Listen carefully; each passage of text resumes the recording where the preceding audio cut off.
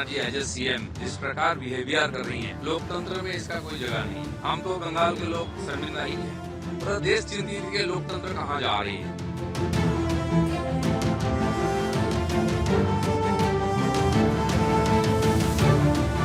इसका अंदर एफिडेविट देने के लिए बोल रहा है। 3 फरवरी matter will come for hearing, इसका हियरिंग में आएंगे। क्रिमिनल केस जो इनिशिएट किया है कैलकाटा पुलिस ने, उसको स्टे किया है।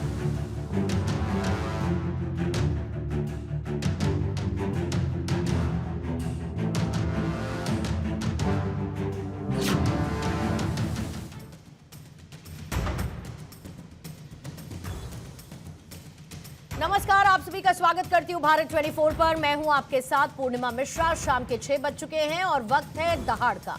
झारखंड से लेकर पश्चिम बंगाल तक आज राजनीति के गलियारों में सिर्फ एक ही हलचल है, केंद्रीय एजेंसीज बनाम राज्य सरकार। हम ये देख रहे हैं किस तरीके से जांच की आंच और सत्ता की शक्ति के बीच में एक जबरदस्त खींचतान चल रही है। लेकिन इस पूरी तस्वीर में जो सबसे बड़ा सवाल दब चुका है वो ये कि आखिर इस माहौल में राजकाज कैसे चलेगा। लोकतंत्र में केंद्र और राज्य एक ही गाड़ी के 2 पहियों की तरह होते हैं, जिन्हें मिलकर सामंजस्य बनाकर चलना होता है। पर आज ऐसा लग रहा है कि जैसे दोनों पहिए अलग अलग दिशा में जोर लगा रहे हैं। हम यहाँ पर किसी सरकार को कटघरे में खड़ा करने के लिए नहीं आए, बल्कि उस व्यवस्था पर बात कर रहे हैं जो इस टकराव की वजह से थम गई है। जब एजेंसीज कार्रवाई के लिए निकलती हैं तो राज्य सरकारें उसे संघीय ढांचे पर हमला बताती हैं, तो नुकसान सिर्फ आपसी रिश्तों का नहीं बल्कि उस भरोसे का होता है जो जनता ने अपने प्रतिनिधियों पर जताया है। अगर अफसरों के मन में डर होगा, फाइलों की जगह खींचतान ले लेगी और विकास की चर्चा से ज्यादा शोर अदालतों और सड़कों पर होगा, तो फिर जनता के बुनियादी काम कैसे पूरे होंगे। सवाल यह है कि क्या सहयोग वाली राजनीति का दौर अब खत्म होता जा रहा है? क्या केंद्र और राज्यों के बीच संवाद के सारे रास्ते तंग होते जा रहे हैं? आज की बहस इसी बुनियादी मुद्दे पर है कि आखिर इस तनातनी का फुल स्टॉप कहां पर लगेगा और देश का संघीय ढांचा इस तनाव को कब तक कैसे झेल पाएगा। इसी पर करेंगे आज दहाड़ में चर्चा, लेकिन उससे पहले आई प्रतिक्रियाएं आपको सुनवाएं। नोटिस किया है ईडी का जो रिट पिटीशन फाइल किया और उन लोग का ऑफिसर का रिट पिटीशन फाइल किया, उसमें नोटिस हुआ है और उसमें जो 2 वीक्स का अंदर एफिडेविट देने के लिए बोला है। 3 फरवरी matter will come for hearing, इसका हियरिंग में आएंगे और स्टे किया है। वो जो क्रिमिनल केस जो इनिशिएट किया है वेस्ट बंगाल कैलकाटा पुलिस ने, उसको स्टे। खुद Mamata Banerjee as a CM जिस प्रकार बिहेवियर कर रही हैं, लोकतंत्र में इसका कोई जगह नहीं है। हम तो बंगाल के लोग शर्मिंदा ही हैं। पूरा देश चिंतित के लोकतंत्र कहाँ जा रही है। तो आइए आज की दहाड़ शुरू करने से पहले आज की दहाड़ के सवाल। पहला सवाल यही कि सियासत की दीवार, इसीलिए एजेंसीज पर सीधा प्रहार। झारखंड टू बंगाल रेड पर क्यों सियासी बवाल? राज्य पुलिस वर्सेस केंद्रीय एजेंसी, ऐसे चलेगी डेमोक्रेसी? खिंची रहेगी यूं ही तलवार तो क्या होगा शुचिता का आधार? बार बार केंद्रीय एजेंसीज पर शंका, क्या है मंशा? हमारे साथ मौजूद हैं बीजेपी के प्रवक्ता अनिरुद्ध सिंह, स्टूडियो में मौजूद हैं। ओम प्रकाश जायसवाल हैं कांग्रेस के प्रवक्ता, हमारे साथ चर्चा में मौजूद। टीएमसी के नेता एहतिशामुल हक हमारे साथ मौजूद हैं। रंजन सिंह हैं प्रवक्ता एलजेपी-आर के। एमएल शर्मा जी हैं पूर्व निदेशक सीबीआई के, हमारे साथ चर्चा में जुड़े हैं। और संजय राणा जी राजनीतिक विश्लेषक के तौर पर स्टूडियो में इस वक्त मौजूद हैं। आप सभी मेहमानों का स्वागत करती हूँ। शुरुआत अनिरुद्ध सिंह जी आप ही के साथ करना चाहूंगी। एजेंसी स्वतंत्र है, ये बार बार कहा जाता रहा है, तो फिर विपक्ष के आरोप क्यों? और अगर विपक्ष के आरोप हैं और जांच एजेंसीज वर्सेस राज्य पुलिस जैसी स्थिति बनेगी तो संघीय ढांचा बचेगा कैसे? और यह प्रहार कब तक और क्यों? देखिए, पश्चिम बंगाल जो है वो ममता बनर्जी हमेशा वो सोचती है कि पश्चिम बंगाल भारत का एक जैसे हिस्सा ही नहीं, इस तरीके से बिहेव करती हैं। गवर्नर के साथ है, उनके साथ असम्मान व्यवहार करेंगी। इसके पहले सीबीआई का घटना आपने देख ही चुके थे कि किस तरीके से वहाँ सिचुएशन उन्होंने क्रिएट कर दिया था। वो ऑलवेज कियोस के क्रिएट करती रहती हैं कि कहीं भी आप वहाँ पे योजना नहीं लागू कर सकते जी। आप भारत सरकार की पूछिए, आयुष्मान योजना वहाँ पे लागू है, नहीं लागू कर सकते हैं। आप वहाँ पे पूछिए, पीएम किसान सम्मान निधि योजना लागू है, नहीं लागू कर सकते हैं। आप वहाँ भारत सरकार की कोई योजना ही नहीं लागू करना चाहती हैं। तो सीबीआई, एनआईए, ईडी हर किसी के साथ में उनका कियोस क्रिएट रहता है। यही हालत तमिलनाडु के अंदर है। तमिलनाडु के अंदर आप देखिए यही हालत इन्होंने बेंगलोर कर्नाटक के अंदर कर दिया। कर्नाटक के अंदर ये हालत किया कि एक नया कुछ आर्टिकल लेके आई कि नहीं, अगर सीबीआई की इंक्वायरी करने जाना है सबसे पहले वहां पे उनसे परमिशन लेना पड़ेगा, देन सीबीआई ऑफिसर्स जा सकते हैं। और गजब देखिए कि ईडी के ऑफिसर्स के ऊपर एफआईआर होती है। सुप्रीम कोर्ट ने कितना तगड़ा वो कहा है कि हाई कोर्ट के अंदर टीएमसी के गुंडे जाते हैं, घुस के बैठते हैं और इस हाई कोर्ट की प्रोसीडिंग नहीं चल सकती। वहां पे हाई कोर्ट के जज के ऊपर थ्रेट होता है और सुप्रीम कोर्ट कहता है, और सुप्रीम कोर्ट ने कितना स्ट्रांग उस पर कमेंट किया हुआ, लेकिन ममता बनर्जी उनकी हालत वही है, उनके अंदर न ममता है, वो एक निर्ममता को तो आप देखिए संदेश खाली में एफआईआर नहीं हो सकता था, लेकिन ईडी का ऑफिसर पे एफआईआर हो जाता है। अभी इनके जितने लोग पकड़े जा रहे हैं भ्रष्टाचार करप्शन, क्योंकि इन्होंने दो ही चीज पे सरकार चलाई, घुसपैठ पे और भ्रष्टाचार पे, पूरा आप देख लीजिए। और इससे परेशान है, ऐसी कौन सी फाइल जा रही भाई?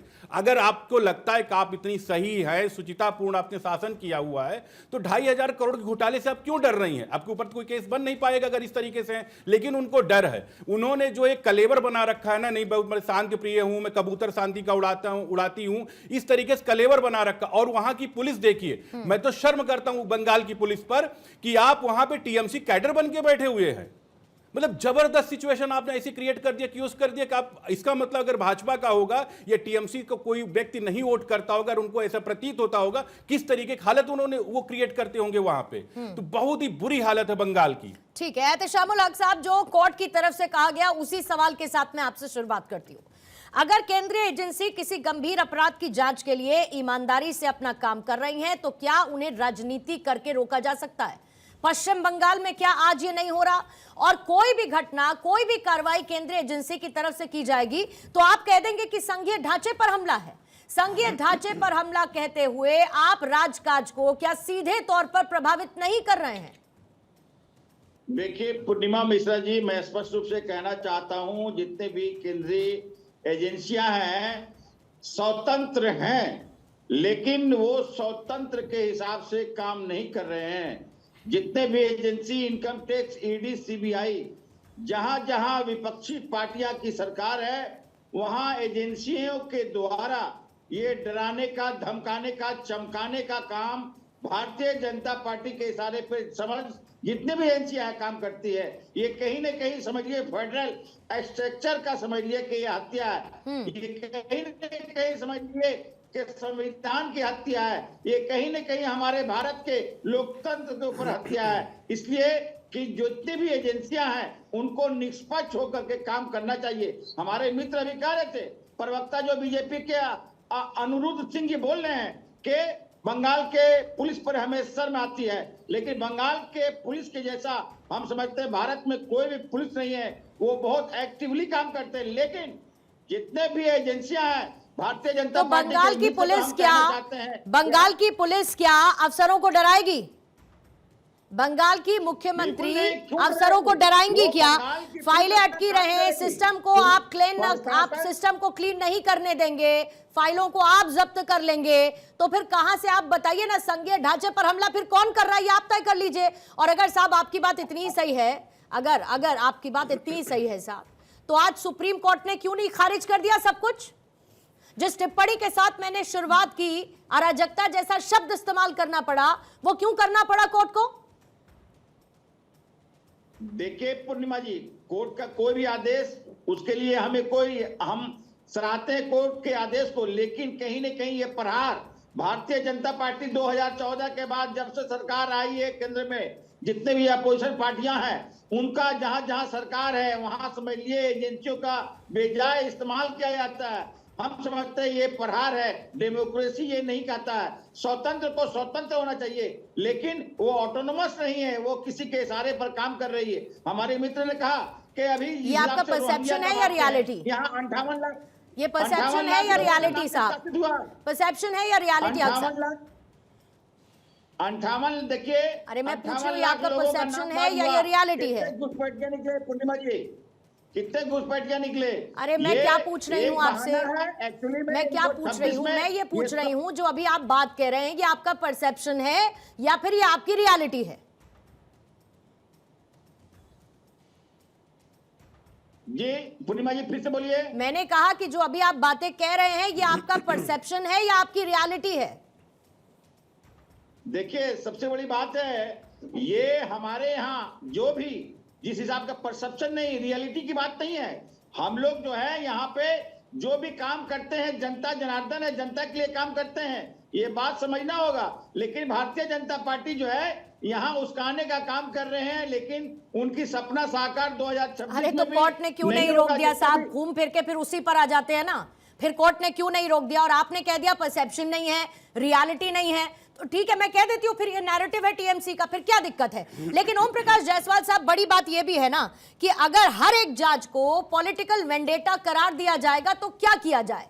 क्वेश्चन दे दिया जाए उन लोगों को जो किसी भी राजनीति, किसी भी पॉलिटिकल पार्टी से जुड़े हुए हैं, जिनका जीवन राजनीतिक है, उनको एक कवर दे दिया जाए कि भाई आप इम्यून हैं, आपके ऊपर कोई कार्रवाई नहीं होगी। और जहां पर कार्रवाई होनी शुरू हुई तो अफसरों को डराया जाएगा, धमकाया जाएगा, संघीय ढांचे पर हमला बताया जाएगा।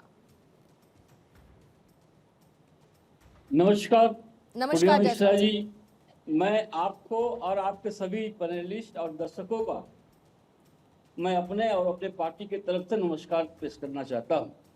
सबसे पहले मैं बीजेपी के प्रवक्ता जो बोल करके गए हैं कि ममता बनर्जी चाहती हैं कि बंगाल का क्या नाम है, भारत का अंग नहीं है। ये बंगाल भारत का अभिन्न अंग है और ममता बनर्जी के कहने पर और बीजेपी के कहने पर और किसी बीजेपी के प्रवक्ता के कहने पर ये कभी हट नहीं सकता है। इसके लिए हमारे बुजुर्गों ने, हमारे बहुत बड़ी लड़ाई लड़ी है।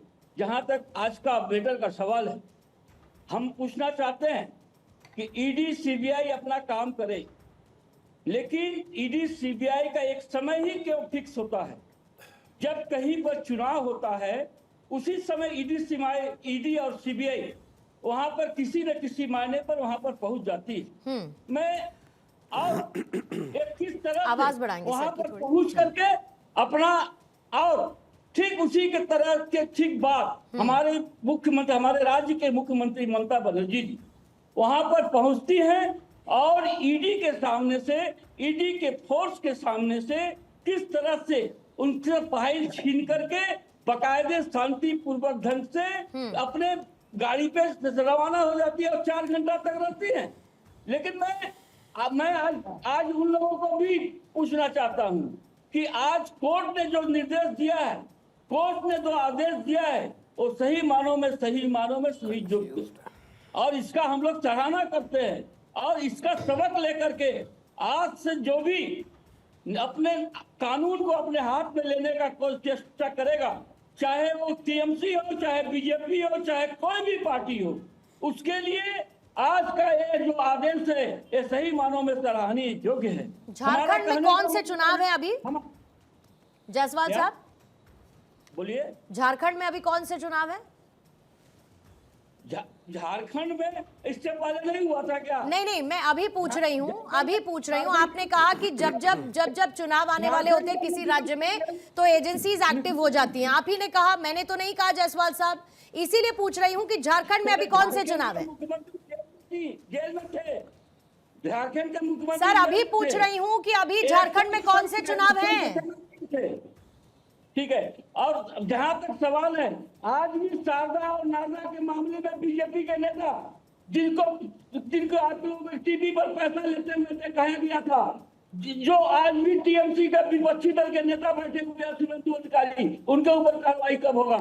हरीश क्या नाम है वहाँ आसाम का मुख्यमंत्री विश्वकर्मा जो उस समय कांग्रेस में थे, शारदा में के काम में फंसे हुए थे, उनके ऊपर क्या कार्रवाई होगा? कार्रवाई हो, जो गलत काम करेगा ठीक है, उसके ऊपर जवाब देंगे। पूर्णिमा जी, अभी आपने पूछा इनसे, कांग्रेस प्रवक्ता से, कि भाई झारखंड में क्या हो रहा है। रीजन ये है कि ये सडन इवेंट नहीं हुआ है। एक कोल जायसवाल जी जवाब ले लीजिए, जायसवाल जी जवाब ले लीजिए। जायसवाल साहब जवाब लेंगे और जायसवाल साहब की आवाज थोड़ी क्लियर नहीं है, प्लीज इसको भी चेक करेंगे। अनुज जी जवाब। जी, सडन इवेंट नहीं हुआ है। एक कोल घोटाले की ईडी जांच कर रही है, उसमें पता चला कि मनी ट्रेल जो है वो आईपैक के ऑफिस तक जाता है, उसमें काफी लेन देन हवाला के जरिए हुआ है। और हवाला में तो खैर माहिर है कांग्रेस के भी लोग, टीएमसी के लोग, दोनों लोग माहिर हैं, दोनों लोगों को मास्टरी है। भाई कौन सा ऐसा डर है कि आईपैक तो प्राइवेट ऑफिस है, टीएमसी का ऑफिस तो है नहीं, ना वो क्या कहते हैं वहां का विधानसभा है, ना वहां का सचिवालय है, ना वो कलेक्ट्रेट का ऑफिस है। प्राइवेट कंपनी का ऑफिस से ममता बनर्जी जी को क्या डर है? ऐसी कौन सी सीडी है जिससे उनको डर लगता है? ऐसी कौन सी फाइल है जिसको डर लगता है? दिक्कत क्या है कि सब लोगों को पता है, चाहे कांग्रेस के प्रवक्ता हो, चाहे टीएमसी को जितने लोग बैठे हैं सबको पता है झारखंड के अंदर और बंगाल के अंदर कोल का क्या हालत है, कोल घोटाले में कितने बड़े नेता शामिल हैं, किस तरीके के लोग शामिल हैं, और वर्तमान सरकार के मुखिया तक उसमें शामिल हो गए, इधर से भी और उधर से भी, झारखंड से भी और बंगाल से भी। जब वो मनी ट्रेल पता चली कि आईपैक तक जाता है, और यही डर है क्योंकि आईपैक जो है वो चुनाव में कहीं ना कहीं ममता बनर्जी के साथ काम करती रही है, पैसे का बड़ा लेन देन उसमें हुआ है, इसलिए डर है उनको। आपके साथ नहीं किया था? आईपैक ने हमारे साथ तो काम जब किया था तो उसमें कोई पैसे कैसे कौन सा ट्रेल हुआ था? कोल घोटाले का पैसा थोड़ा किसी को दिया जाता है। वो तो हम लोग तो ऑनलाइन पेमेंट करते हैं, यूपीआई के माध्यम से पेमेंट होता है, डीडी चेक से पेमेंट होता है। ये जाए कोर्ट में जाए, ऑडिट कर ले, देख ले। पैसे डंके की चोट पे भारतीय जनता पार्टी कभी इसमें नहीं बिलीव करती है। सवाल यहाँ पर पर्टिकुलर किसी कार्रवाई को लेकर नहीं है, बात है उसकी अप्रोच को लेकर। और मैं रंजन साहब आपके पास और राणा जी आपके पास आने से पहले जरा एक बार मैं आपके पास आना चाहूंगी। एमएल शर्मा साहब, मुझे ये बताइए सर, मुझे बहुत अच्छी तरीके से याद है क्योंकि पत्रकारिता करते हुए एक लंबा समय हो गया। मुझे याद है कि जब सीबीआई को और जांच एजेंसीज को पिंजरे में कैद तोते की संज्ञा दी गई थी और उस वक्त से कहा गया कि क्या जांच एजेंसीज उस वक्त की सरकार के इशारों पर काम करती है, इसको लेकर बड़े सवाल उठे। आज भी उसी तरीके का नैरेटिव, एक परसेप्शन गढ़ने की कोशिश की जाती है कि भाई जैसी चुनाव आता है उससे पहले सरकार कह देती है कि आप ये सेलेक्टिव राज्यों में जाइए, आप रेड मारिए। लेकिन अगर ये सब कुछ होता तो आज सुप्रीम कोर्ट की तरफ से जो बातें कही गई वो एक तरीके का आई ओपनर है। लेकिन जांच एजेंसीज के हिसाब से मैं ये समझना चाहती हूँ कि आपको लगता है कि अगर अफसरों को ऐसे डराया जाएगा जांच एजेंसीज के, तो उनके काम में बाधा पैदा करने की नहीं कोशिश की जाएगी और उन्हें कहीं की भी फाइलें खोलने से पहले देखना होगा कि यहां पर किसकी सरकार है और वो किसके साथ व्यक्ति जुड़ा हुआ है या एजेंसी जुड़ी हुई है?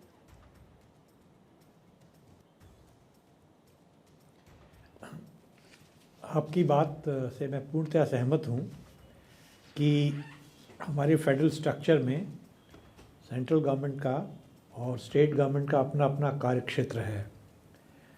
अभी जो केस हुआ है उसमें ED prevention of money laundering act के तहत तफ्तीश करने गई थी, वो उनका अधिकार था। तो अगर आप पीएमएलए के सेक्शन 54 को देखें तो उसमें कानून में ये लिखा गया है कि स्टेट गवर्नमेंट की और सेंट्रल गवर्नमेंट की कम से कम 25 एजेंसीज हैं, जिसमें कस्टम्स शामिल है, रिजर्व बैंक ऑफ इंडिया शामिल है और स्टेट पुलिस भी शामिल है। उसमें लिखा गया है कि वो ईडी के साथ पूरा सहयोग करेंगे। उस दृष्टि से देखा जाए तो ये अवहेलना है, ऐसा नहीं होना चाहिए था।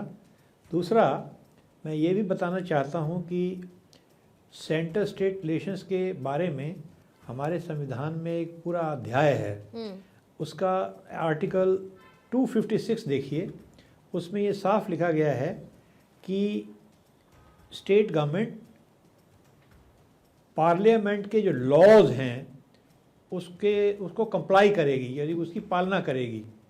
तो जो पीएमएलए है, प्रिवेंशन मनी लॉन्ड्रिंग एक्ट है, वो पार्लियामेंट के द्वारा बनाया गया कानून है। तो स्टेट गवर्नमेंट की से ये उम्मीद की जाती है कि वो उसके हिसाब से कार्य करेगी और सेंट्रल एजेंसी के साथ सहयोग करेगी।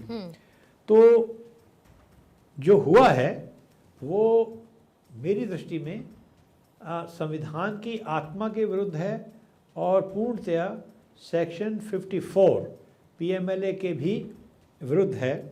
अब मामला सुप्रीम कोर्ट में है, सुप्रीम कोर्ट ने इसको बहुत गहराई से लिया है और उनका कहना यह है कि ऐसे काम नहीं चल सकता है। तो वो देखते हैं कि क्या करेंगे, लेकिन सेंटर स्टेट रिलेशंस अच्छे बने रहें, ये सेंटर के भी हित में है और स्टेट के भी हित में है। और इसलिए मेरी मान्यता है कि चाहे वो सीबीआई हो चाहे ईडी हो, उसके कार्य में किसी को भी, चाहे वो व्यक्ति हो या पार्टी हो, दखल नहीं देना चाहिए। अगर उनको लगता है कि ये एजेंसियां कोई गलत काम कर रही हैं तो सुप्रीम कोर्ट में चले जाएं, हाई कोर्ट में चले जाएं और अपनी जो दुख है, दर्द है, उसको वहाँ रखें और ये हाई कोर्ट, सुप्रीम कोर्ट उनको रिलीफ दे सकते हैं। अब इसमें ये हुआ है इस घटना में कि पहले तो तफ्तीश में व्यवधान कर दिया और उसके बाद पार्टियां हाई कोर्ट में भी भाग रही हैं, सुप्रीम कोर्ट में भी भाग रही हैं। तो इससे संवैधानिक ढांचे पर विपरीत असर पड़ा है और ऐसा भविष्य में ना हो, इसकी हमें व्यवस्था सुनिश्चित करनी पड़ेगी। बट ये अच्छी बात है कि सुप्रीम कोर्ट ने जो ईडी ऑफिसर्स के विरुद्ध मुकदमा दर्ज हुआ है उस पर स्टे लगा दिया है, तो ये मामला ठंडा पड़ जाएगा और पढ़ना चाहिए, नहीं तो सुप्रीम कोर्ट को कोई व्यवस्था इसकी करनी पड़ेगी। बिल्कुल सर, और आपने बहुत खूबसूरती और बहुत अच्छे तरीके से कि असल में संघीय ढांचे पर हमला किसको कहते हैं, लेकिन यहाँ क्या होता है ना कि यहाँ राजनीति के चक्कर में सड़कें गर्म की जाती हैं, यहाँ पर अदालतों की दहलीज तक पहुंचा जाता है। ठीक है, जो एक अधिकार भी है, जाना भी चाहिए, लेकिन उससे पहले कम से कम किसी कार्य में व्यवधान तो रंजन सिंह साहब नहीं पैदा करना चाहिए, क्योंकि क्या हो रहा है कि कोई कार्रवाई करने से पहले आपको सोचना पड़े। और आजकल तो ऐसा हो गया है कि जैसे हलवा पूरी जैसा कि भाई ईडी सीबीआई पर सवाल खड़े कर दो, कोई भी कार्रवाई हो, आप इम्यून रहना चाहते हैं, लेकिन अफसरों में डर बढ़ा है, फाइलें पेंडिंग हैं, उनको सोचना पड़ रहा है कार्रवाई करने से पहले, उन पर मुकदमे दर्ज करने की कोशिश की जा रही है। ये तो कम से कम ये असल में संघीय ढांचे पर हमला है, ना कि हो रही कार्रवाई वो with process, with due diligence की जा रही है। पूर्णिमा जी नमस्कार, सारे को पैनलिस्टों को भी नमस्कार। आपका ये सवाल। पूर्णिमा जी, जिस फेडरल स्ट्रक्चर की बात सरदार वल्लभ भाई पटेल ने जिस सपने को देखा था, जिस हिंदुस्तान को बनाने में, जिस तरीके की मानसिकता से ये लोग ग्रसित हैं, आप जरा इनसे पूछिए, इनके प्रवक्ताओं से, कि क्या ऐसा रीजन है कि महागठबंधन वाले राज्यों में ही सारे केंद्रीय एजेंसियों को दिक्कत होती है? ऐसा क्यों होती है कि जहां जहां महागठबंधन की सरकारें हैं वहीं इनके केंद्रीय एजेंसी को दिक्कत होती है? यहाँ पंचिंग बैग बना के रख दिया है इन्होंने केंद्रीय एजेंसी को। रह गई बात केंद्रीय एजेंसी को, अगर इनको लगता है कि केंद्रीय सरकार के अगर पोपट के रूप में काम कर रहे हैं या तोते के रूप में काम कर रहे हैं, तो ये देश 1975 के उस जो लोकतंत्र को लूटने वाला जो घटना थी उससे उबरा नहीं है। जब लोकतंत्र को जिस समय शर्मिंदा किया गया था, वो काला अध्याय था, वो 1975 में आप देखेंगे कि सारे एजेंसियों को गिरफ्त में ले लिया गया था। इवन पत्रकारिता, जो लोकतंत्र का चौथा स्तंभ है, उस पर अंकुश लगा दी गई थी। और ऐसी जगह कोई नहीं छोड़ी थी जहां पर पॉलिटिकल पार्टी के नेता हो या फिर ब्यूरोक्रेसी हो या फिर कोई भी ऐसी व्यक्ति जो सरकार के खिलाफ अगर अपनी आवाज को बुलंद करना चाह रहा था तो उसको दबा दिया गया। आज लोकतंत्र के कितने खूबसूरत पहलू है कि इनके प्रवक्ता आके नेशनल चैनल पे अपनी बात को रख पा रहे हैं, तब तो ये भी नहीं हो पाती थी। और केंद्रीय एजेंसी को काम न करने देना, इनको पता ही नहीं है कि कितना बड़ा जुर्म है। मैं इनको ये लोग जिस तरीके से सोचते हैं कि हम लोग चुनावी टूल के रूप में इस्तेमाल करते हैं। भैया, आप चुनाव के बाद, जीतने के बाद सारे अपराध आप ही के नेताओं पे साबित हो जाती है। पूरी की पूरी कैबिनेट जेल से चलानी पड़ती है, ऐसा भी देखा है देश ने। तो मुख्यमंत्री सहित पूरी कैबिनेट जेल में चली जाती है। तो ऐसी परिस्थितियों में पूर्णिमा जी जरा सोचिए कि केंद्रीय एजेंसी क्या करे। केंद्रीय एजेंसी को राज्य पुलिस का जो सहयोग है वो मिलना चाहिए, लेकिन चूंकि ये खुद अपराध में लिप्त होते हैं तो इसलिए वहां के अपने पुलिस को हथियार बनाकर ये केंद्रीय एजेंसी को टारगेट करते रहते हैं। अपराधी की ना कोई जाति होती है ना कोई धर्म होता है। अपराधी तो अपराधी है। वो आज आपके मुंह पर तो कल मेरे मुंह पर, आज मेरी बारी तो कल तेरी बारी, इस तरह के मानसिकता से काम करते हैं। तो इनसे पूछिए जरा, एक सवाल मेरा है इनसे कि ये पूछिए कि उन्हीं राज्यों में केंद्रीय एजेंसी क्यों दिक्कत में आ जाती है जिन राज्यों में महागठबंधन की सरकार है। इसका जवाब मैं एहतशामुल हक साहब से मैं लेती हूँ, टीएमसी के नेता इसका जवाब देंगे और जायसवाल साहब भी इसका जवाब देंगे। लेकिन उससे पहले संजय राणा जी, ऐसा लगता है कि अब कोर्ट ही इस तरीके के टकराव को रोकेगा। आज एक जो तस्वीर उभर कर कोर्ट से सामने आई इस बात की उम्मीद क्या करें कि इससे फुल स्टॉप लगेगा, क्योंकि ये टकराव कहीं ना कहीं एक पॉलिटिकल टूल तो बना है।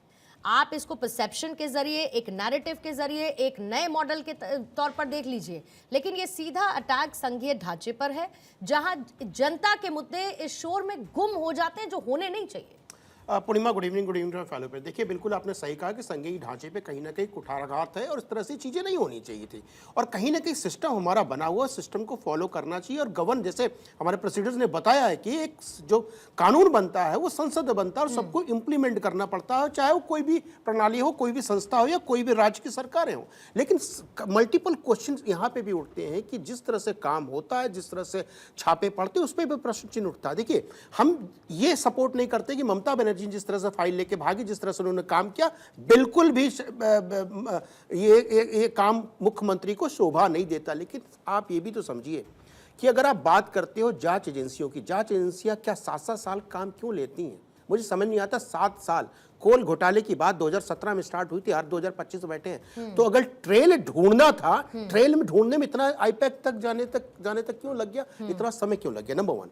नंबर 2, जो हम बात करते हैं कि कहीं ना कहीं जो कोर्ट है, सुप्रीम कोर्ट हो, हाई कोर्ट हो या कोई भी कोर्ट हो, उसका काम ये नहीं है कि दो पार्टियों का समझौता कराना, मध्यस्थ बन जाए, मध्यस्थता करना। उसका काम है जो कानून बना हुआ है, जो संसद ने बनाया है, उसको एग्जीक्यूट करना और उसके व्याख्यान करना उसका काम है। उसका काम ये नहीं कि आपकी सुलह मशवरा कराना और किसी को गलत और सही साबित करना। लेकिन हाँ, एक बड़ा प्रश्न, अगर मान लीजिए कि ममता बनर्जी की सरकार वहां पे अच्छा काम नहीं कर रही है, ममता बनर्जी की सरकार न्याय संगत काम नहीं कर रही है, ममता बनर्जी की सरकार अगर कानून व्यवस्था को नहीं बना पा रही है और एजेंसियों के साथ इस तरह से खिलवाड़ कर रही है, तो केंद्र सरकार के पास एक हथियार होता है, उस पर राष्ट्रपति शासन लगाने में क्यों कुरेज कर रही है?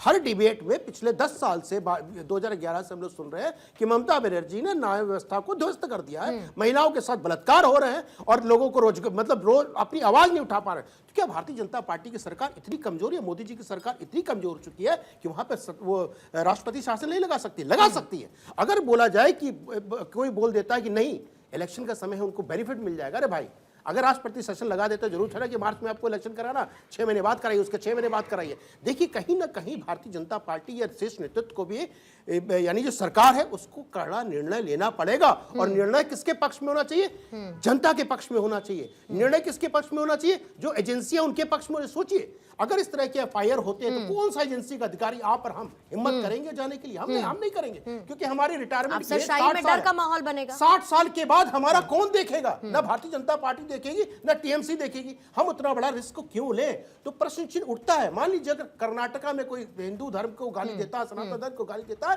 तो आपके कर्नाटका के नेता क्या मुंह में दही जमा के बैठे? उनको भी आप बोलिए बयान देने के लिए। बयान देने से आप डरते क्यों? कानून व्यवस्था को बनाने से आप डरते क्यों? राष्ट्रपति शासन लगाने से आप डरते क्यों? डरने वाली जो व्यवस्था है वो खत्म होनी चाहिए। हाँ, एजेंसियां बार बार छापे ऐसे वक्त पे क्यों मारती हैं? और मैं बार बार बोल रहा हूं, 8 साल में क्या आईपैक का ट्रेल नहीं मिला था? मुझे कोई बता दे आईपैक का ट्रेल क्यों नहीं मिल रहा था, अभी क्यों मिलने लगा? ठीक है, तो ट्रेल का जवाब सरकार को भी देना पड़ेगा। ठीक है। ये भी तो बार बार समय समय पर आरोप लगते रहे कि क्या वाकई में पॉलिटिकल पार्टीज प्रभावित करती हैं जांच एजेंसीज को? कुल मिलाकर सहयोग दोनों तरफ से है अनुराग साहब, ये बात तो सच है, चाहे वो केंद्र हो चाहे राज्य हो, जांच एजेंसीज हो या राज्य की पुलिस हो। ये बैलेंस हर तरफ से बना रहना चाहिए ताकि किसी को ये कहने का मौका नहीं मिले कि भाई इधर तो वॉशिंग मशीन है, क्यों कहने का मौका मिल जाता है। पूर्णिमा जी, सीबीआई को तोता अगर हाई कोर्ट ने कहा था, किसके जमाने में कहा था? जब यूपीए 1 यूपीए 2 की सरकार थी। खैर, वो गई बातें हो गई। आज जांच एजेंसियां जो हैं स्वतंत्र हैं, वो उन पर न किसी का दबाव है न कुछ है। एमएल शर्मा साहब सीनियर ऑफिशियल रहे हैं सीबीआई के। आप उनसे पूछिएगा कि हर साल लगभग सीबीआई या ईडी, ये सारी एजेंसियां, इनकम टैक्स, ये सारी एजेंसियां जो हैं 1500 केस इनके यहाँ फ्रेश रजिस्टर्ड होते होंगे। मतलब कि 1-2 केस नहीं होते होंगे, 1500 केस रजिस्टर्ड होते हैं हर साल। और वो सारे केस किसी विपक्ष के राज्य में नहीं, पूरे भारत के कहीं ना कहीं किसी कोने में रजिस्टर्ड होते होंगे।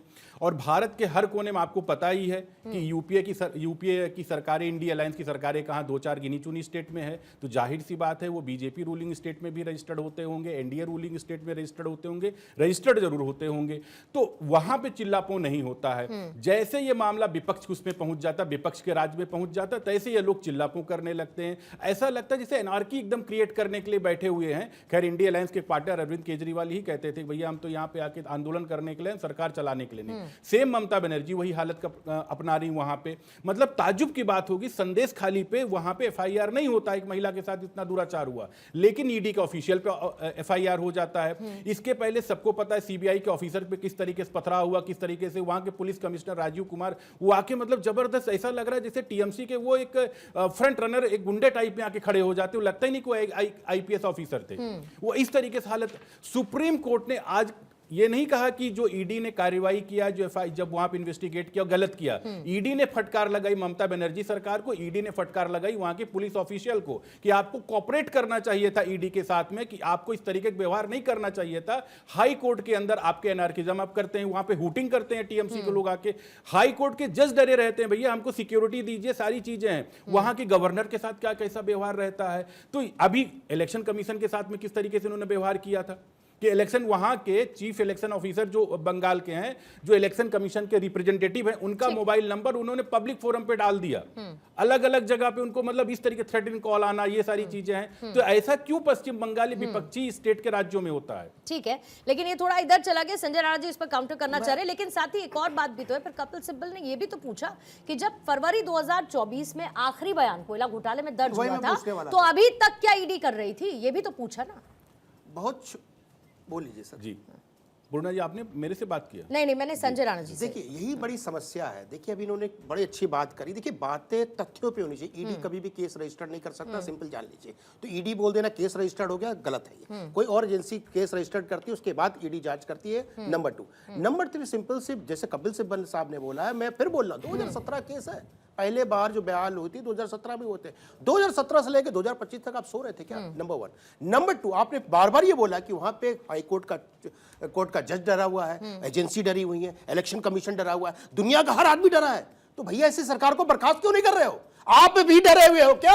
आपको किसने मना कर दिया वहां पे राष्ट्रपति शासन लगाने से? और राष्ट्रपति शासन लगाना केंद्र का अधिकार है, वो लगा सकता है। उसका कर्तव्य है कि देश की जनता, प्रदेश की जनता और उसकी सुरक्षा का ध्यान रखते हुए वहां पर राष्ट्रपति शासन लगा ले। लेकिन आपको नहीं लगाना है। आपको तो लगता है नोबेल पुरस्कार चाहिए, जो पुरस्कार लेने के चक्कर ना पड़िए। अगर आप जनता की इतनी चिंता कर रहे हैं, या अनार्की वहां पे फैली हुई है, या लोग वोट नहीं डालने दे रहा है, संदेश खाली में कुछ प्रॉब्लम हो रहा है। फॉर दैट मैटर भाई, आपने अपने डेलीगेशन को भेजा ना संदेश खाली वाले मामले में। क्या हुआ? आपको जम्मू कश्मीर में एक्शन लेना था, धारा 370 को हटाना, तो आपने हटाया ना।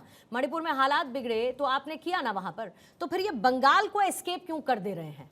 एस्केप नहीं, मैसेजिंग गलत हो जाएगी, वापस ना पड़ जाए। नहीं, ऐसा कुछ नहीं है। एक ईडी के अगर वहां पे 4 ऑफिशियल चले जाते हैं तो ये हालत ये लोग चिल्लपों करने लगते हैं। इस तरीके से ये क्यूज क्रिएट करते हैं। मेजॉरिटी और अपना संख्या बल और तीन बार की केंद्र सरकार रिपीट होने का आंकड़ा तो देखिए। नहीं, देखिए वहां पे आप ये देखिए, और ये तो वो सरकार है, ये तो वो सरकार है जो गंभीर फैसले लेने के लिए जानी जाती है।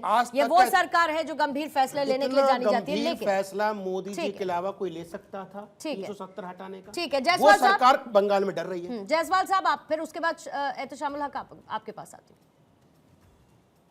मैं बीजेपी प्रवक्ता से पूछना चाहता हूं कि क्या वो बता सकते हैं कि एनडीए सरकार जहां अभी चल रही है, किस राज्य में ईडी और सीबीआई गया है? आप नहीं बता पाइएगा। यूपीए सरकार जब थी तो आप लोगों ने एक साजिश के तहत यूपीए सरकार को बदनाम करके 2014 में यही प्रसाद के आईपैक के माध्यम से सरकार में आए थे। आप लोगों को भूलना नहीं चाहिए। और साथ ही साथ जो आप कह रहे हैं कि हमारा जो काम करने का था, आप लोग तो बीजेपी में जाने, जितने भ्रष्टाचारी हैं बीजेपी में जाने के बाद मजबूर मत करिए मुझे कॉमनवेल्थ घोटाले का याद दिलाने की।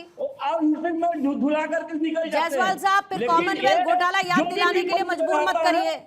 मैं वही कह रही हूँ ना, दिक्कत पता है क्या है कि राजनीतिक लोगों को लगता है कि वो इम्यून है किसी भी तरीके की धांधली से, वो किसी भी तरीके के भ्रष्टाचार से इम्यून है, और उन पर कोई कार्रवाई की जाएगी तो ईडी, सीबीआई, फिर चुनावों में हार जाएंगे तो इलेक्शन कमीशन।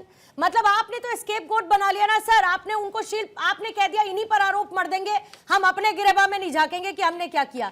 ऐसा नहीं होता है ना। एहतशामुल हक साहब, बार बार अगर राज्य पुलिस के ऊपर सवाल खड़े हो रहे हैं तो आपने राज्य सरकार को शील्ड बना लिया क्या? ये संघीय ढांचे पर चोट नहीं तो फिर क्या है? क्या राज्य पुलिस की ये जिम्मेदारी नहीं है कि अगर केंद्रीय एजेंसी कोई कार्रवाई कर रही है तो उसको सपोर्ट करे, ना अफसरों को डराए और धमकाए? अनम्यूट करेंगे एहतिशामुल हक जी।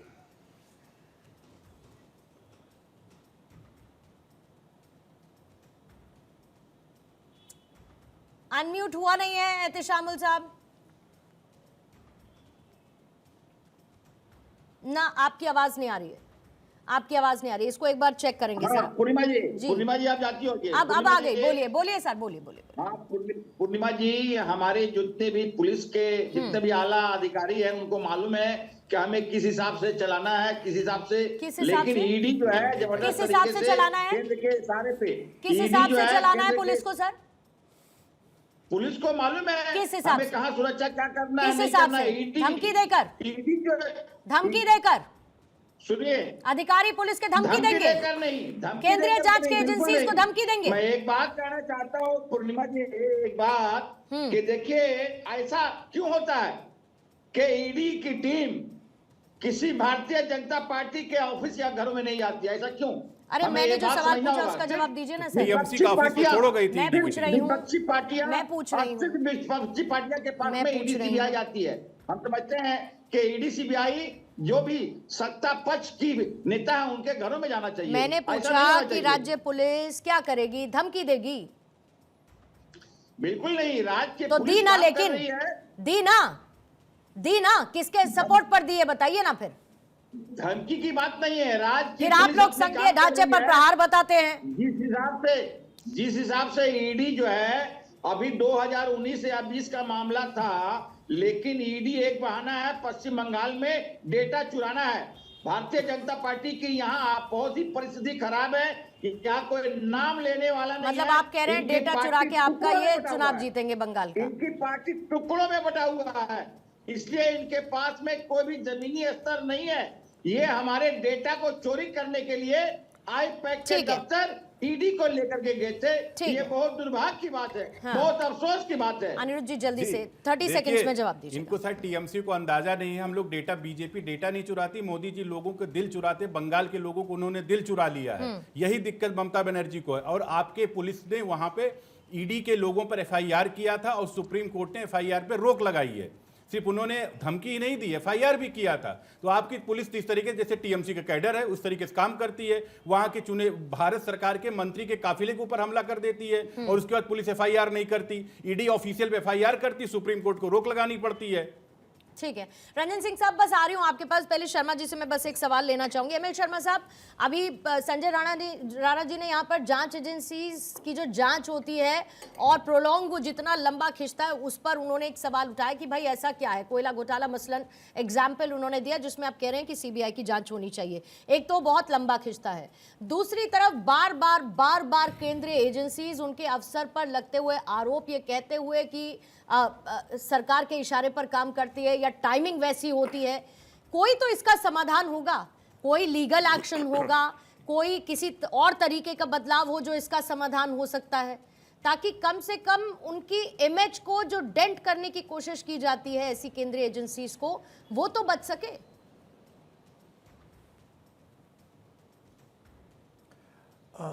मैं इस बात से इनकार नहीं कर सकता कि जितनी संवेदनशील जांच होती है वो उतनी ही लंबी चलती है, इतनी लंबी नहीं चलनी चाहिए। लेकिन ये कहना कि जांच लंबी हो गई और बार बार जांच अधिकारी पहुंचता है जांच करने के लिए, ये इस बात को जस्टिफाई नहीं करता कि उसके ऊपर पथराव किया जाए या उसके खिलाफ मुकदमा दर्ज किया जाए।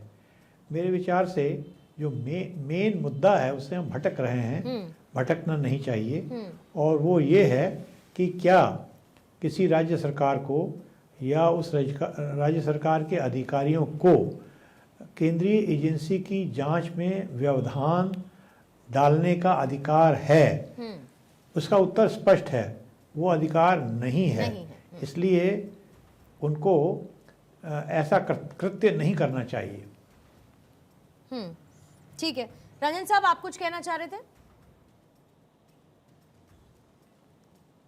जी पूर्णिमा जी देखिए, जिस राज्य के मुख्यमंत्री और गृह मंत्री स्वयं अगर आपराधिक तरीके से अपने हाथ में कानून को लेकर और एक दफ्तर के अंदर केंद्रीय एजेंसियां के ऊपर हमला करने के लिए आतुर हों, तो बताइए ना कि उस राज्य के पुलिस का मनोबल क्या होगा।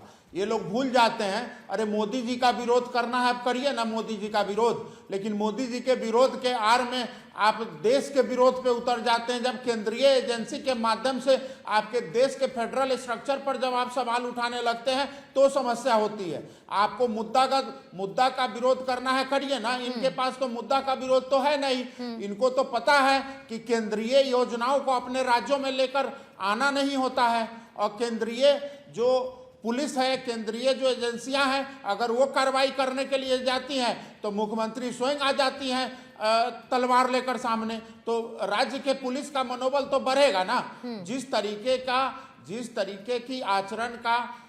तरह के आचरण का परिचय ये देती रहती हैं, या इनके मुख्यमंत्री जब दिए हैं तो उन्हीं से सीखते हैं यहाँ के पुलिस, और उनके पुलिस भी अब उसी तरह के रवैया पर उतर जाते हैं जिस तरीके के उनके मुख्यमंत्री और गृह मंत्री होते हैं। तो पहले तो उनको अपने संस्कार को ठीक करना पड़ेगा ना। संस्कार जब ठीक करेंगे, काम करने का क्रियाकलाप ठीक करेंगे, तो निश्चित रूप से पुलिस भी उसके अकॉर्डिंग बिहेव करेगी। लेकिन पुलिस किसी की नहीं है। आज उनकी सरकार है तो उनको लग रहा है, लेकिन आने वाले समय में उनके साथ यही तो नहीं होना है, रहने वाली यही तो नहीं होना है कि पुलिस की तरह काम करे, ना कि जो सरकार में है उसके हिसाब से काम करे। यही तो नहीं करना, यही तो बात हो रही है।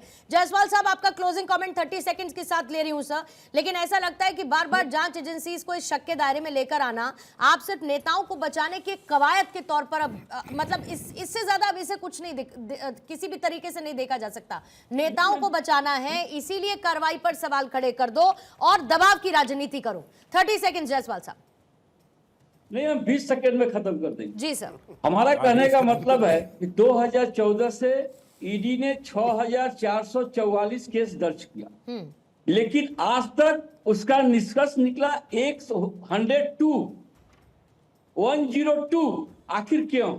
इसका और सब लोग कहाँ गए? और सब केस क्यों अभी तक पड़ा हुआ? 2014 से आज तक 2025 तक का बात करना चाहता हूँ। 6444 केस ईडी ने दर्ज किया है और 102 का निष्कर्ष निकला है। इसको आप गूगल पर देख लीजिए। ठीक है राणा जी। बस छोटी सी बात बोलना चाहिए। देखिए, ऐसा कि आपके ज़माने में जब क्वेरी होती थी तो 4000 करोड़ रुपए जब्त किए थे। अभी तक जो 2024 का आंकड़ा है तकरीबन 1,04,000 करोड़ जब्त किया जा सकता है, यानी अवैध जो पैसे थे ईडी ने जब्त किए। तो देखिए, जांच एजेंसियों पर प्रश्न चिन्ह नहीं उठाना चाहिए। जो फेडरल स्ट्रक्चर उसको डिस्टर्ब नहीं करना चाहिए। पूर्णिमा, अगर वो डिस्टर्ब हो रहा है तो कहीं ना कहीं एक कठोर कार्रवाई होनी चाहिए, चाहे वो कोई भी सरकार हो। और पुलिस देखिए कहीं ना कहीं राज्य सरकार के अंडर में है, लेकिन डीजीपी हो, चाहे वो एसएसपी हो, कमिश्नर हो, वो केंद्र के अंतर्गत आता है, उसको इमीडिएटली बुला करके दिल्ली में सस्पेंड कर देना चाहिए। देखिए, कहीं ना कहीं कठोर कदम उठाएंगे तभी जाके एक एग्जाम्पल सेट होगा, तभी लोग कानून व्यवस्था को मानेंगे और राजनीति से परे होकर के काम करने देंगे। ठीक है, लेकिन कम से कम सिर्फ एक रेड तक इसको सीमित न रखे, संघीय ढांचे पर असल हमला क्या है इसको समझने की जरूरत है।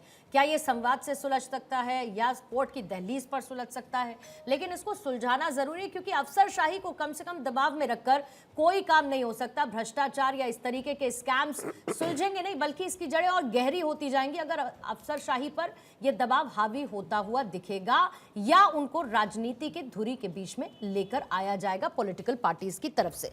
बहुत बहुत शुक्रिया अनिरुद्ध सिंह जी आपका, ओम प्रकाश जायसवाल साहब आपका भी शुक्रिया, एहतिशामुल हक, एमएल शर्मा सर आपका भी धन्यवाद, रंजन जी, संजय राणा जी।